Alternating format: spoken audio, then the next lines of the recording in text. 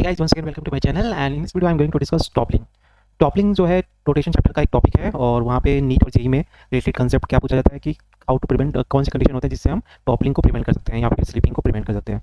तो यहाँ पे पहले समझते हैं कि टॉपलिंग है क्या। तो फिगर से समझ में आ रहा होगा कि यहाँ ए एंड बी जो है वो ए जो है वो एक ब्लॉक को पुश कर रहा है जबकि बी जो है एक स्पेयर टाइप का स्टोन को पुश कर रहा है। तो स्पेयर टाइप के स्टोन को जब बी पुश करेगा तो यहाँ पे क्या होगा, स्टोन जो हो रही है वो रोटेट हो जा रही है। वही ब्लॉक के केस पे क्या होगा, यहाँ पे ब्लॉक के केस में दो कंडीशन प्रोड्यूस हो सकती है, दो कंडीशन आ सकती है। पहला क्या, या तो ये स्लीपिंग हो जाए यानी कि ब्लॉक जो है आगे मूव कर जाए, डेट मीन्स कि ये ब्लॉक आगे मूव कर जाएगा तो उसको हम स्लीपिंग बोलते हैं। और सेकंड कंडीशन क्या हो सकती है कि इस पॉइंट के अराउंड ब्लॉक जो होगा वो रोटेट कर जाए और इसी को हम बोलते हैं टॉपलिंग। तो टॉपलिंग क्या हुआ, जब ब्लॉक जो होगी वो रोटेट कर जाएगी इस पर्टिकुलर पॉइंट के अराउंड। इस पी पॉइंट का नाम पी रखते हैं हम। तो पी पॉइंट के अराउंड अगर ब्लॉक रोटेट कर जाती है तो इसको हम बोलेंगे टॉपलिंग, और अगर ये ब्लॉक आगे मूव कर जाती है तो हम उसको बोलते हैं स्लीपिंग। तो हमें क्या करना है, यहाँ पे हमें कंडीशन फाइंड करना है जिससे कि हम स्लीपिंग को प्रिवेंट कर सके एंड टॉपलिंग को प्रिवेंट कर सके।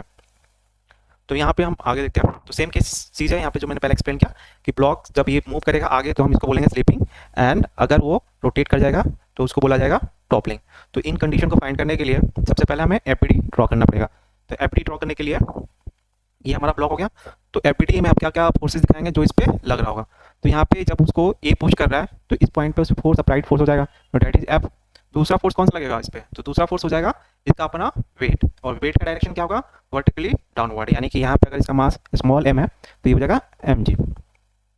और थर्ड फोर्स जो इस पे लगने वाला है वो है नॉर्मल रिएक्शन। तो जब ये क्या हो रहा है कि जब ये पुश कर रहा है तो at the words of toppling, यानी जब टॉपलिंग होने वाली है तो हम अज्यूम कर सकते हैं कि यहाँ का पूरा नॉर्मल रिएक्शन जो होगा वो यहाँ पे आ जाएगा, यानी कि नॉर्मल रिएक्शन जो लग रहा है वो इस पॉइंट पे लग रहा है। और सिंस ये जो सरफेस पे रखा हुआ है वो फ्रिक्शन है वहाँ पे, तो इस पर फ्रिक्शनल फोर्स लगेगा जो इसके मोशन को अपोज कर रहा होगा, तो वो कैपिटल एफ के अपोजिट डायरेक्शन में लगने वाला है। तो चार फोर्सेस हो गए जो हमने ड्रॉ किया। पहला तो उसने अप्लाइड फोर्स जो राइट साइड में लग रहा है, सेकेंड क्या है वेट, वेट का डायरेक्शन वर्टिकली डाउनवर्ड, थर्ड है normal reaction, fourth is the friction force. तो ये चार फोर्सेस जो है इस पर लग रही हैं और इसको हमने एपीडी में शो कर दिया है। अब हमें कंडीशन फाइंड करना है कि स्लीपिंग ना हो। तो सबसे पहले स्लीपिंग ना हो डेट मीन्स कि ये जो ब्लॉक हो आगे ना मूव करे। स्लीपिंग मतलब क्या होगा, सब स्लीपिंग होगा तो वो अप्लाइड फोर्स जो हो जाएगा वो फ्रिक्शन को ओवर पावर कर देगा या कम कर देगा और ब्लॉक जो होगी वो आगे चली जाएगी। तो स्लीपिंग ना होने के लिए, नो स्लीपिंग कंडीशन के लिए क्या इक्वेशन बनेगा, नो स्लीपिंग के लिए क्या होना चाहिए, एफ की वैल्यू जो होनी चाहिए वो ग्रेटर देन, एफ की वैल्यू क्या होनी चाहिए वो ग्रेटर देन या लेस देन, एफ की वैल्यू जो होगी वो लेस देन फ्रिक्शन फोर्स होनी चाहिए, यानी फ्रिक्शन फोर्स से कम होनी चाहिए। तो जैसे ही फ्रिक्शन फोर्स से ज़्यादा होगा, जैसे ही फ्रिक्शन फोर्स से एफ जो होगा वो ज़्यादा होगा तो डेट उस टाइम क्या होगा, जैसे ही फ्रिक्शन फोर्स से अप्लाइड फोर्स ज़्यादा होगा, मैक्सिमम फ्रिक्शन फोर्स से अप्लाइड फोर्स ज़्यादा होगा, वैसे ही ये ब्लॉक आगे मूव कर जाएगा और स्लिपिंग होने लगेगा।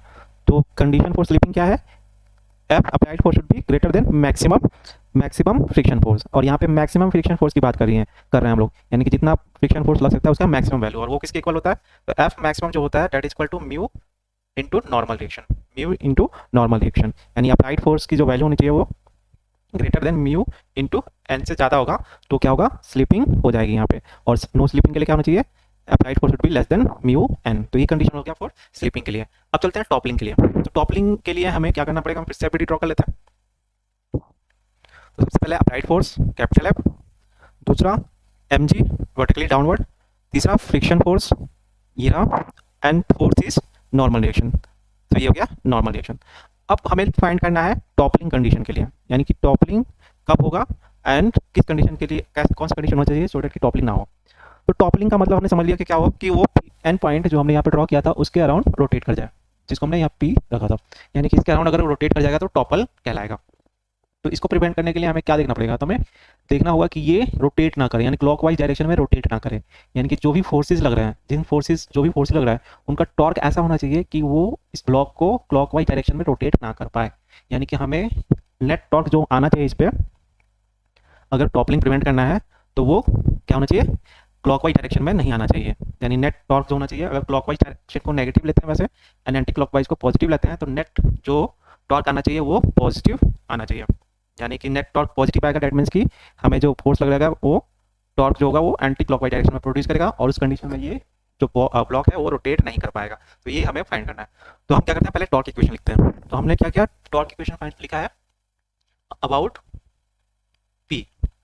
तो पी पॉइंट के अबाउट हमने टॉर्क इक्वेशन इसलिए लिखा सो दैट कि हमें नॉर्मल रिएक्शन की तो वैल्यू पता नहीं है, एंड हमें फ्रिक्शन फोर्स की भी वैल्यू हमें उससे कोई लेना नहीं है, तो हमने P से ले लिया, तो मतलब कि नॉर्मल रिएक्शन का torque zero and friction force का टॉर्क भी जीरो हो जाएगा। यानी अबाउट P क्या होगा, नॉर्मल रिएक्शन का टॉर्क इज जीरो बिकॉज वो P पॉइंट से ही पास कर रहा है। एंड सेम चीज फ्रिक्शन फोर्स के लिए, उसका भी जो टॉर्क हो जाएगा वो जीरो हो जाएगा। बचा क्या, बचा एक कैपिटल एफ यानी अप्लाइड फोर्स और दूसरा mg, यानी इन दोनों का टॉर्क जो होगा वो इस ब्लॉक को रोटेट करने के लिए कर रहे होंगे, फोर्स कर रहे होंगे। अब देखते हैं जो कैपिटल एफ है वो किस डायरेक्शन में इसको रोटेट करना चाह रहा है। तो अगर P पॉइंट के अराउंड देखें तो direction of torque due to capital F क्या होगा, तो हमें पता है इसका लाइन ऑफ एक्सिस क्या है कैपिटल एफ का, तो ये वाला, ये हो गया इसका line of axis. And perpendicular distance देखें तो हमारा यहाँ पे डायमेंशन जो ब्लॉक का है वो गिवन है, this is A and this is B. Assume कर लिया कि ये रेक्टेंगल टाइप का ब्लॉक है, तो यहाँ पे ये डायरेक्शन बन गया। अब देखते हैं तो यहाँ पे जो टॉर्क लगेगा कैपिटल एफ की वजह से उसका रोटेशन किधर आएगा, तो P पॉइंट से देखेंगे तो हमें ये सीधे जाना होगा, line of axis of capital F इस इधर की साइड है। पहले इसको एक बार मिटा देते हैं जो पुराने यहाँ पे, ताकि साफ साफ दिखे। अब फिर से ड्रॉ करते हैं। अब देखो परपेंडिकुलर ये हो गया line of axis of capital F, और perpendicular distance from point P जो होगा ये वाली लाइन होगी। अब हमें डायरेक्शन फाइंड करना है, तो क्या करते हैं हम, R क्रॉस F, यानी R से F की तरफ रोटेट करना होता है हमारे फिंगर को, और जिधर थंब पॉइंट करेगा वो डायरेक्शन हो जाएगा हमारा, क्या हो जाएगा, वो टॉर्क का डायरेक्शन। तो यहाँ पे जब हम क्या करेंगे, पहले इसको आगे बढ़ाएंगे और रोटेट करेंगे टुवर्ड्स F, यानी R से F की तरफ जा रहा है, तो ये एंटी क्लॉकवाइज जा रहा है, सॉरी क्लॉकवाइज जा रहा है। दैट मीन्स कि F का जो टॉर्क आएगा, टॉर्क ड्यू टू F जो होगा वो क्या आएगा हमारा नेगेटिव, क्योंकि हमने इसको माना है कि जो क्लॉकवाइज होगा वो नेगेटिव होगा एंड एंटी क्लॉकवाइज होगा वो पॉजिटिव होगा। अब देखते हैं torque due to mg, mg की वजह से टॉर्क का डायरेक्शन होगा क्या होगा, प्लस होगा या माइनस होगा, यानी क्लॉकवाइज होगा एंटी क्लॉकवाइज होगा। सेम तरीका हम निकाले लगाएंगे, यहाँ भी हमने लाइन ऑफ एक्सिस ड्रॉ किया पहले mg का, उसके बाद इस पॉइंट से हम आगे बढ़ेंगे और आगे निकल के mg की तरफ हम फिंगर को कर्ल करेंगे। तो ये डायरेक्शन किधर आ रहा है, तो अगर थंब का डायरेक्शन देखेंगे तो आउटवर्ड आ रहा होगा, जबकि कैपिटल एफ के केस में थंब का डायरेक्शन इनवर्ड आएगा और इस केस में आउटवर्ड आ रहा है। तो इसको हम क्या लेंगे पॉजिटिव, और वैसे बोले तो रोटेशन के केस में ये एंटी क्लॉकवाइज रोटेट कर रहा है, तो दैट मींस ये पॉजिटिव हो गया। यानी कि क्या हुआ कि जो कैपिटल एफ है वो तो चाह रहा है उसको क्लॉकवाइज घुमाना, जबकि mg का जो टॉर्क है वो चाह रहा है उसको एंटी क्लॉकवाइज घुमाना, तो दोनों एक दूसरे को अपोज कर रहे हैं। तो अगर इसको टॉपल होने से बचाना है, दैट मीन्स कि दोनों का टॉर्क क्या होना चाहिए, वो इक्वल होना चाहिए, तभी ये टॉपल नहीं होने वाला।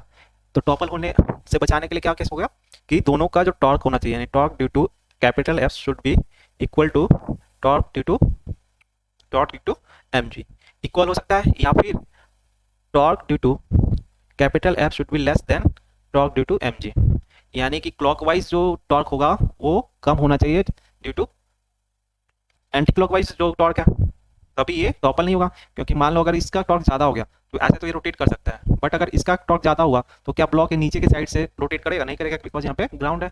तो इस कंडीशन के लिए इसलिए हमारा ये कंडीशन बनता है फॉर नो टॉपलिंग के लिए।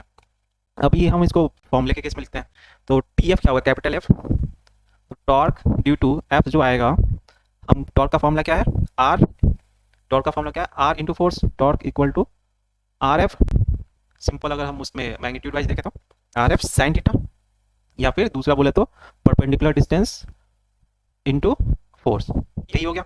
तो हम पॉइंट पी के अराउंड एफ कैपिटल एफ का टॉर्क निकालना है, तो पहले हम निकालते हैं परपेंडिकुलर डिस्टेंस क्या होगा। तो यहाँ से परपेंडिकुलर डिस्टेंस हमें क्या करना होगा, कैसे फाइंड करेंगे, सबसे पहले हम इसका लाइन ऑफ एक्सिस ड्रॉ करेंगे, तो लाइन ऑफ एक्सिस ये हो गया।